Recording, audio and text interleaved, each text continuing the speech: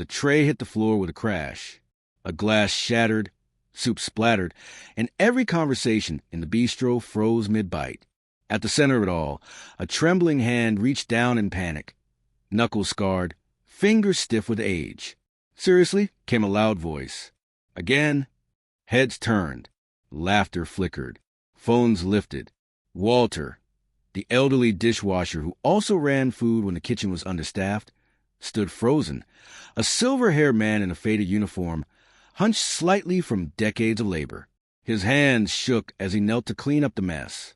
From the corner of the room, a young waiter rolled his eyes theatrically. "Maybe next time let someone who's not 90 carry the damn tray," he said, tossing a napkin in Walter's direction like it was a favor. Laughter erupted at two nearby tables, mostly the staff. Walter didn't look up. He didn't need to. This had happened before. The guests weren't always around to see it, but the tone was always the same. Cutting, cold, delivered with the smug ease of someone who thought they'd never be in his shoes. "Excuse me," Walter muttered softly, bending to clean the soup from the polished floor with a rag already soaked from earlier spills. No one offered to help. The manager, Dana, watched from the bar, arms folded, her mouth twisted with irritation, not concern. Across the room, a man in a flannel shirt and denim jacket lowered his coffee cup slowly. He hadn't been noticed yet, but he had seen everything, and he was about to stay just long enough. The laughter faded as customers resumed their meals, pretending nothing had happened. But something had shifted in the air. Walter shuffled toward the kitchen with the broken tray, eyes on the floor, soaked towel clenched in one hand. His shoes squeaked softly on the polished tile. His body sagged like it had grown heavier with each step. The waiter, Jason, leaned against the espresso machine, scrolling on his phone. "He does that just for attention, you know," he said to another server. "It's like his thing." "You think he does it on purpose?" the girl asked, a little unsure. Jason smirked. "Yeah, limping around like a war hero. He probably tripped over his own shadow." Behind them, the kitchen door swung open with a soft creak. Walter entered, carefully placing the broken pieces in a bus tub. He didn't speak. He never did, but his hands, one strong enough to lift crates of produce, now shook even when still. "Walter," barked Dana, the manager, from her office doorway. "That's the third time this week." "I'm sorry," he said, barely above a whisper. She didn't answer, just closed the door again, like he was a static noise in her background.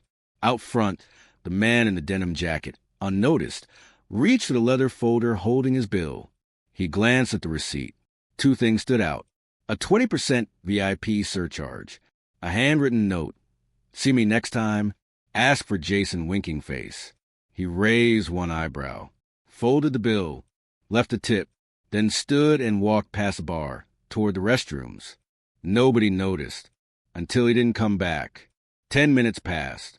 Jason checked his section, frowning. "That guy didn't pay?" "No, he did," the hostess said.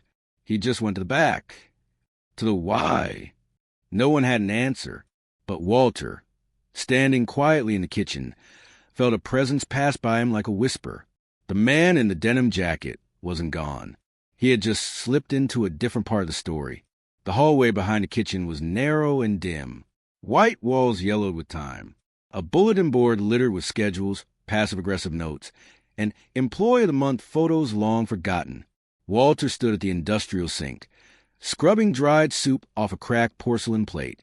His movements were robotic. Rinse, scrub, rinse again. A rhythm carved by years of being invisible. Until, "Excuse me, sir," came a voice. Gentle, low.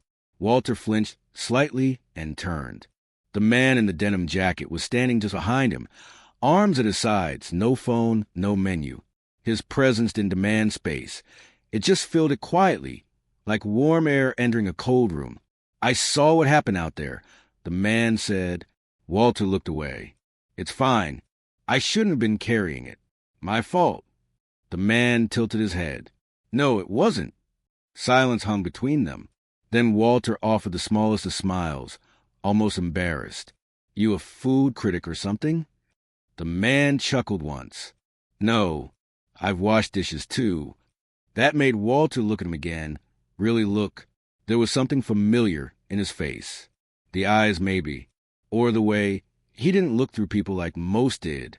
You shouldn't be treated that way, the man added softly. Not by anyone. Especially not by people half your age with a tenth your heart. Walter stared at him, blinking. You don't have to take it, you know. Walter's shoulders tensed. The man didn't elaborate. He didn't need to. Back in the dining area, Jason sauntered past the hostess and muttered, "Hey, if Mr. Denham's still in the bathroom. He's been in there for like 20 minutes. Maybe he got lost," she shrugged. Jason smirked. Yeah, or maybe he realized the food's not that special. Dana, the manager, overheard. Just check it out. Make sure he didn't dine and dash. Jason scoffed, but headed to the back. As he pushed through the kitchen door, he didn't notice the busboy whispering to the hostess. "Hey, that guy? The one in the jacket? Yeah, I think he's famous." Jason shoved through the swinging doors into the kitchen, muttering, "What kind of weirdo hangs out by the sink?" The kitchen staff barely glanced at him. Most of them knew better than to get involved when Jason was on a tear. He spotted Walter still scrubbing, shoulders curved inward like a question mark. Then he saw the man in the denim jacket, standing casually beside Walter, arms loosely crossed, gaze calm but unblinking. "Hey!" Jason barked, jabbing a finger forward. "This is employees only. Customers don't get to wander back here and have tea parties." The man didn't move, didn't flinch, just looked at him with eyes that somehow made Jason's voice feel smaller by the second. "You need to go back out front." Jason snapped, stepping closer, or out the door. "Your choice." Walter opened his mouth, then shut it quickly. He knew better than to interrupt. But the man finally spoke, softly. "You don't talk to people like that." Jason blinked. "What did you just say?" "I said," the man repeated slower, "you don't talk to people like that." A weird silence settled over the kitchen, the kind that comes before something important happens. Jason stepped in, too close now, tried to tower over him. "You got some nerve, buddy. You think you can come back here and start lecturing me like you run the place?" The man didn't budge, didn't blink. "I don't need to run it," he said calmly. "Just need to care." Jason scoffed. "Oh, you care? That it? You gonna give Walter a pep talk and fix his arthritis with good vibes?" Walter froze at the mention of his name, mortified. The man turned slightly toward him. "Walter, would you like to take a break?" Walter hesitated. "Yeah," Jason cut in. "That's not your call to make." But Walter nodded. He slowly wiped his hands, hung the rag over the faucet, and stepped away without a word. Jason was fuming now. "You don't get to tell my staff what to do." That's when the man finally took off the cap, let the glasses slide into his jacket pocket, straightened just a little, and Jason's mouth went dry. It wasn't just the face. It was the sudden clarity.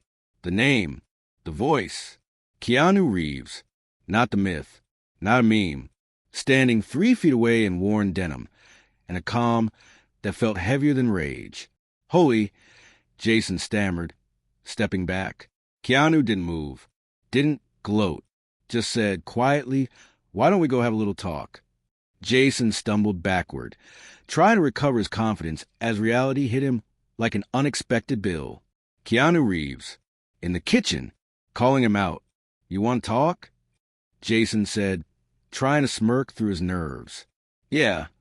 Well, you're not the only VIP who walks in here, okay?" Keanu didn't respond to the bluff. He simply turned, gave Walter a gentle nod, and said, "Go rest, sir. I've got this." Walter, stunned, blinked at him, then shuffled away slowly toward the alley door and slipped out for the first break he hadn't had to ask for in years. Dana, the manager, was pouring herself a second cup of espresso in her office when Jason burst in. "We've got a situation." She didn't look up. "Did someone dine and dash?" "No, it's him." "Him who?" Jason stepped aside as Keanu Reeves walked in behind him. Still quiet, still composed, but carrying the weight of every second he'd watched this place rot from the inside. Dana froze mid-sip. Keanu spoke first. "This is your staff?" Dana tried to stand a little taller. "Yes. Is there a problem?" He looked at her and held the silence long enough for her to start filling it with her own discomfort. "I watch an elderly employee be mocked, belittled, and dismissed like background noise," he said. "By your team. In your space." Dana crossed her arms. "With all due respect, Mr. Reeves, you're a guest. You don't know the dynamics here." "I know exactly what I saw," Keanu said. His voice didn't rise. It didn't need to. That tone, low, steady, undeniable, had more weight than any yelling ever could. "And I know what I didn't see," he continued. "Basic human decency, accountability, leadership." Jason tried to interrupt. "Look, he's clumsy. We were just messing around." Keanu turned his eyes on him. Jason stopped talking. Dana fumbled. "Mr. Reeves, we appreciate your feedback, but perhaps this isn't the right forum." "I think it is," Keanu replied. He stepped forward slightly, enough to make the walls of the office feel smaller. "Because what you run here isn't just a restaurant. It's a culture, and I've seen better kitchens with half the budget and twice the respect." Dana stiffened. "What are you even doing here?" Keanu smiled faintly. "Having lunch. Watching." A pause. "Thinking about buying this place." Jason coughed. "Wait, what?" Dana's face drained of color. Keanu looked her in the eyes. "And cleaning it out." By the time Keanu walked out of the manager's office, the air in the restaurant had changed. Not loudly, not dramatically, but something unspoken had cracked. Jason stood frozen in the doorway, lips parted like he wanted to say something, anything, to explain himself. But nothing came. And Dana? She remained in the office, pale-faced, staring at the wall like it might offer way to rewind the day. In the dining area, conversations buzzed low. "Was that? Wait, that guy was at Keanu Reeves. Why was he in the kitchen? I heard he was talking to the dishwasher." The waitstaff began exchanging glances, confusion etched in their eyes. Some were nervous. Others were hopeful. Walter sat on a crate outside in the alley, lit by sunlight slicing between two buildings. His hands rested on his knees. They weren't shaking now. He hadn't moved in 5 minutes. He just breathed. For once, no one was yelling. No one was rushing him. No one had shoved another dirty tray in his hands before he'd finished the last. He looked at the open back door and blinked in surprise. A young hostess, Kara, maybe 20, was walking toward him. She held something. A plate. "I thought you might want this," she said, handing him a warm grilled cheese sandwich and a cup of fresh coffee. "You always eat last. I figured today you eat first." Walter looked at her like she was a mirage, then smiled. "Not a big one, but real." She hesitated, then asked, "Is it true?" "What?" "That it was him. In there. Keanu Reeves." Walter shrugged slightly. "Looks like him. Sounds like him. Could be." Kara smiled. "I hope it is." Inside, Keanu returned to his table. His check still sat untouched, but a small note had been placed beside it. "Sorry." Written in Jason's handwriting. Sloppy. Rushed. But real. Keanu didn't smile. He just nodded, as if to say, "That's a start." 2 hours later, the usual rhythm of the restaurant had returned, at least on the surface. Orders flew through the kitchen. Plates clinked. The buzz returned. But it felt off, because this time people were listening, watching themselves, and wondering if they'd been watched all along. A silver Mercedes pulled up outside.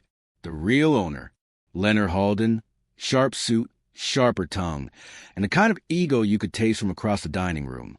He entered with his assistant in tow, oblivious of the weight still hanging in the air. "Dana," he called, before even seeing her. "How's my empire today?" Dana appeared, forcing a brittle smile. "We've had a high-profile visit." "Oh." He looked around. "Health inspector?" "Worse." She didn't elaborate. She didn't have to. Just then, Keanu stood up from his table, preparing to leave. Leonard froze, then smiled wide. "Well, I'll be damned." They shook hands. Leonard leaned in like they were old friends, though they'd never met. "Big fan," Leonard said. "Didn't know we had a VIP coming in today, or I'd have rolled out the truffle oil myself." Keanu smiled politely. "Didn't come for that." "Oh, just passing through?" "No," Keanu said. "I came to check the foundation." Leonard blinked. "Excuse me." Keanu folded his receipt slowly. "Restaurants are like mirrors. They reflect the people running them." Leonard laughed, too loud. "Well, I hope it looked good." Keanu tilted his head. "Depends where you were standing." A pause. Then Leonard's assistant whispered something in his ear. Her phone screen still glowed. He looked, scrolled, then stopped. On a post, already viral, a blurry photo of Keanu in the kitchen, standing beside Walter. Captioned, "Real heroes don't need spotlights. They hold doors open for those who get pushed behind them." Leonard's face changed. Keanu slipped a card from his pocket. Not flashy. No logo. Just a phone number. "You got good bones here," he said. "But rot travels fast when ignored." He placed the card on the table, then turned and walked out. The office door shut behind Dana with a muffled click. She sat across from Leonard, still clutching her tablet like a shield. His assistant stood off to the side, fingers dancing on a phone, already scrolling to more screenshots than Dana wanted to see. Leonard didn't speak at first. He just stared at her. Finally, he leaned forward, resting his elbows on the desk.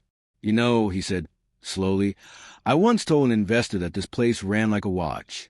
Polished. Efficient." Dana tried to match his calm. "It still does." Leonard held up his phone.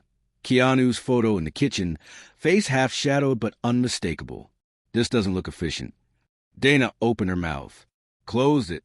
"Do you have any idea how many people are sharing this right now?" He said, "Do you know what happens when a guy like that calls your culture toxic without saying a single word?" She swallowed. "We didn't know he was." "That's the problem."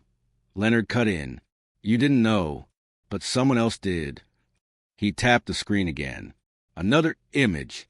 Walter, sitting outside, sandwich in hand, the first real break he'd had in weeks. "That dishwasher has worked here since before we installed the espresso machine." Dana said nothing. Leonard looked over his glasses. "You ever ask his name?" Meanwhile, in the back hallway, Walter sat across from Kara and another younger server, Diego. A small paper plate with a muffin sat untouched between them. "I don't get it," Diego said. "Why would someone like Keanu care about what happens back here?" Walter gave a half-smile. "Maybe he used to be back here." Kara leaned in. "He said something to me when he left." Both of them turned. She whispered. He said, "Make sure he gets asked the right question before he leaves." Diego frowned. "What question?" They turned as Dana stepped around the corner. For once, no clipboard, no condescension. She cleared her throat. "Walter," she said quietly, "can I ask you something?" He blinked. "Yes, ma'am." She hesitated, then asked a question no one had ever thought to ask him. "If you were in charge, what would you change?" Walter sat back, stunned, not because he didn't have an answer, but because someone finally asked. The kitchen had never been this quiet. No clattering pans, no shouted orders, no Jason smirking in the corner. Just Walter, sitting across from Dana in the break room, hands folded, coffee untouched. Kara and Diego stood by the door, silently listening, as if witnessing something sacred. Dana cleared her throat. "I meant what I asked," she said. "What would you change?" Walter blinked once, as if checking to make sure he'd heard her right. Then he nodded slowly. "All right," he said, and he began. First, he pointed to the schedule pin behind her. "That chart hasn't changed in 2 years," he said. "Same people closing, same people cleaning, same people burning out while others slide by." He didn't name names. He didn't have to. Rotate shifts fairly. Give the new kids a chance to work close and see what it's like to mop grease at 2 a.m. Dana scribbled. Walter continued, voice steady. "Stop making fun of people in the walk-in fridge. We all hear it, even if you whisper. That's why no one trusts each other. A pause. You want teamwork? Stop rewarding the loudest one in the room. Start watching who shows up early and stays late without asking. He tapped the table once. That's who runs this place. Not whoever's holding the iPad. Outside the break room, more staff had gathered, pretending to refill drinks and organize trays, but really just listening. Jason stood further back, arms folded, face unreadable. Walter's words weren't bitter. They weren't aimed to hurt. They were mirrors, and everyone saw something in them. When he finished, Dana closed her notebook slowly. Why didn't you ever say any of this before? Walter offered a tired smile. No one ever thought I knew how. That night, as the last chairs were stacked and the lights began to dim, a laminated sheet quietly appeared on the kitchen wall. Walter's rules. Rotate fairly. Listen twice before you talk once. Respect walks both ways. Don't mock what you'll become someday. It wasn't official, but everyone started following it anyway. 3 weeks passed. No cameras. No interviews. No headlines. The world had moved on, but something had shifted inside the bistro. Not flashy, not perfect, but real. Jason started coming in early, not to impress, just to work. Kara was training a new hostess and quoted Walter's rule number 3, without even thinking. And Dana? She was still learning how to listen. But she was trying. And Walter? Walter was no longer just a dishwasher. He didn't have a new title. Didn't ask for one. But now, before any major decision, someone always asked, what does Walter think? Then, one rainy Thursday afternoon, the bell above the front door chimed. He walked in quietly, just like before. Same denim jacket. Same baseball cap. No entourage.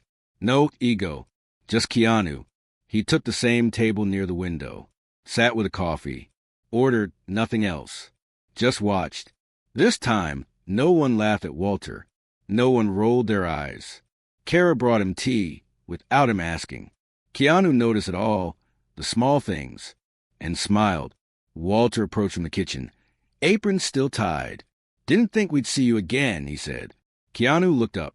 Didn't need to, just wanted to. Walter sat across from him. You didn't fix this place, he said.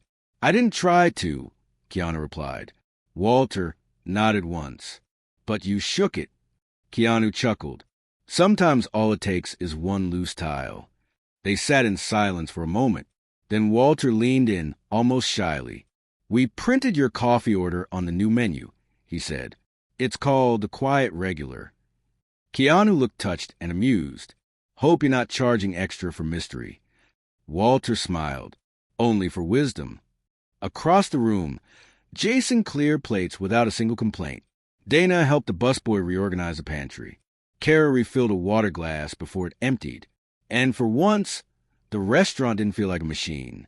It felt like a place. Keanu stood to leave. No spotlight. No announcement. Just a gentle scrape of the chair against the floor and the quiet folding of his receipt. Walter followed him to the door. They didn't shake hands this time. Didn't need to. But just before Keanu stepped out into the soft rain beyond the glass, Walter said, Hold on. There's something for you. He disappeared into the kitchen and returned a moment later with a plain, white envelope, unsealed, creased at the corners. Keanu took it, looked at it. No name, no logo, just 3 handwritten words. For the watcher, he glanced up, curious. Walter smiled. You'll understand when you read it. That evening, in a quiet hotel room with the hum of the city outside his window, Keanu opened the envelope. Inside was a letter, short, typed on a worn-out typewriter. The ink had slight smudges, like it had been handled with care. To the man who didn't need to fix the world, just reminded to feel, we saw you, not because of who you are out there, but who you were in here. Quiet, still, unshaken. You didn't raise your voice. You raised the room. Thank you for seeing someone the world stopped looking at. Thank you for reminding the rest of us what it means to stand still in the noise and let others find their voice. You were never just watching. You were teaching us how. The staff. Keanu sat back in his chair, letter resting on his chest, and closed his eyes for a moment. A deep breath.